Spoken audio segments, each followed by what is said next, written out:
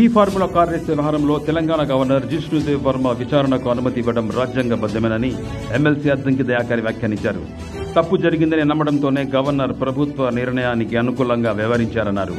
దీని రాజకీయ కక్ష సాధింపు అని ఎన్నో రోజులు బుకాయించలేరని అద్దంకి దయాకర్ పేర్కొన్నారు.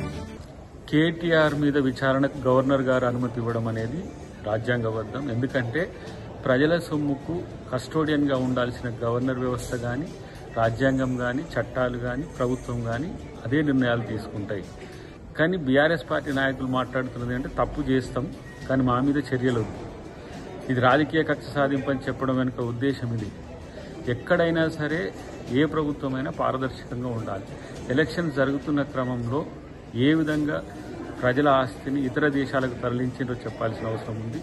తనకు లేని అధికారాన్ని చేతిలోకి తీసుకొని ఈ ఫార్ములా కేసు రేసు విషయంలో కేటీఆర్ చేసింది ముమ్మాటికి తప్పని భావించింది ప్రభుత్వం. కాబట్టి కేసు పెట్టింది. చట్టబద్ధంగా న్యాయబద్ధంగా ఈరోజు చర్యలు తీసుకోవడానికి సిద్ధపడుతున్న క్రమంలో గవర్నర్ గారు ఇచ్చిన ఈ అనుమతి అనేది ప్రభుత్వాన్ని సపోర్ట్ చేసినట్టుగా, ప్రభుత్వం తీసుకుంటున్న చర్యలు న్యాయబద్ధమైనట్టుగా మనకు అర్థమవుతున్న పరిస్థితి. కాబట్టి ఇప్పటికైనా విచారణకు సహకరించి ఏ విధంగా ఎందుకు అలాంటి తప్పు చేయాల్సి వచ్చిందో విచారణ సంస్థల ముందు, ఏసీబీ ముందు కానీ, కోర్టుల ముందు కానీ చెప్తే మంచిది. అన్ని రకాల ఇప్పుడు అవకాశాలు తీసుకున్నాం.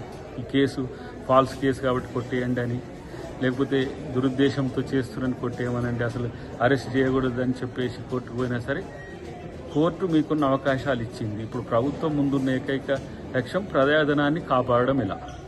కాబట్టి ప్రజల సొమ్ముకు కాపలాదారుగా ప్రభుత్వం ఉండాల్సిన బాధ్యత ఉంది. ఆ విషయంలో బీఆర్ఎస్ ప్రభుత్వం తప్పు చేసింది. ఆ రోజు మంత్రిగా ఉన్న కేటీఆర్ చేసిన తప్పు అది కాదు అని నిరూపించుకుంటే వాళ్ళకి ఏ సమస్య ఉంది. కానీ తప్పు చేసి మా మీద ఎలక్షన్ల ముందు ఇట్లా చేస్తుంది, ఎలక్షన్ల తర్వాత ఎట్లా చేస్తుంది అంటే ఎలక్షన్లు ఎప్పుడు ఉంటాయి? దీని తర్వాత లోకల్ బాడీ ఎలక్షన్స్ ఉంటాయి, ఆ తర్వాత మున్సిపల్ ఎలక్షన్స్ ఉంటాయి, ఇంకా భవిష్యత్తులో ఏమైనా ఎలక్షన్స్ వచ్చినా రావచ్చు. కాబట్టి ఇది బేస్ చేసుకొని పసలేని వాదనతో తప్పించుకోవడం అనేది బీఆర్ఎస్ వల్ల కాదు, కేటీఆర్ వల్ల కాదు అనే విషయం తెలుసుకుంటున్నాం.